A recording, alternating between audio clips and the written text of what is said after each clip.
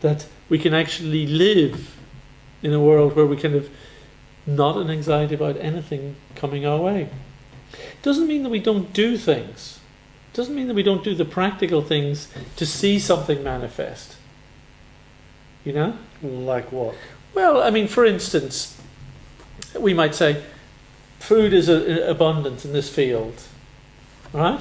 We still go and collect it, is that what you mean? Well, we go and collect it. We might even encourage it by throwing a few seeds out.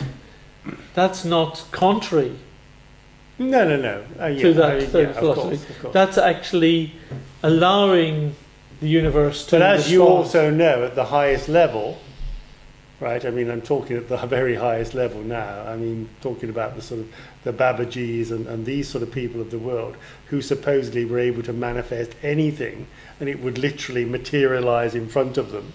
So they talk, in a sense, their only action was the manifestation process or the consciousness. They're working with consciousness to create the material world. In a sense, you could say that that's what we do, but we're doing it at a much lower level. The Babajis actually use a different process. It's a yoga siddhi called prapti. Prapti means getting, obtaining. And actually, whatever the so-called Babajis manifest, actually has been got from somewhere. Just as we did remote viewing, you can see, your mind can see in time and space. So actually, a yogi can get things distant in time and space. So if your mind can reach and see something, it could be somewhere else. Well, so similarly, the whole... the yogis actually, like there's one famous yogi in India who has a habit of, giving, people he wants to show some blessing to a Rolex watch. But there's a jeweler's down the road in Bangalore or wherever. It's like, what the? Where'd that go? He keeps missing his Rolex watches. So the Babajis, they're very, Just to clarify, I was actually referring, I don't know what the Babajis are, but I was referring to the guru who lived in, I think it was the 19th century, was it? Sri Babaji, something or other. He was ultimately he was the guru of Lahiri Mahasaya, is that right?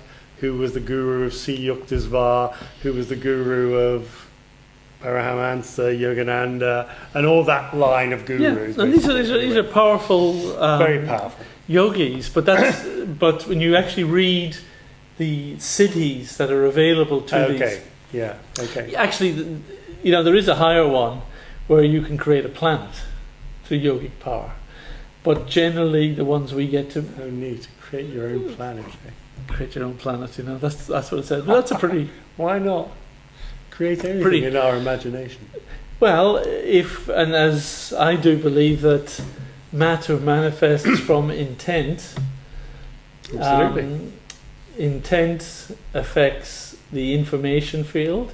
The information field affects the energy field, and the energy field crystallizes into what we consider physical matter. And that's how I believe matter and the universe comes about. Yeah.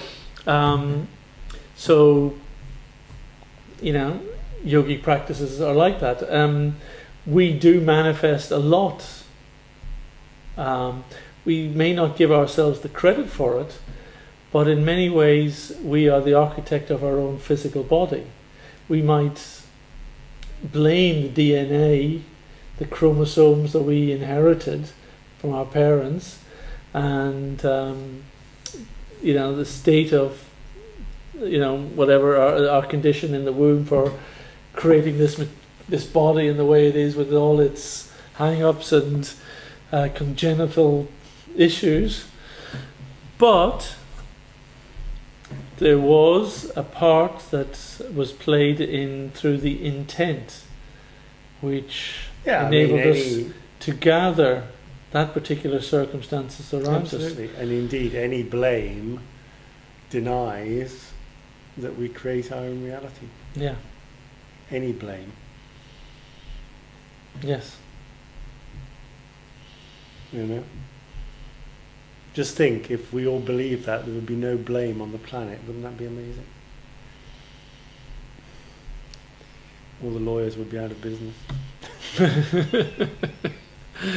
Sorry. Some of my good friends are lawyers.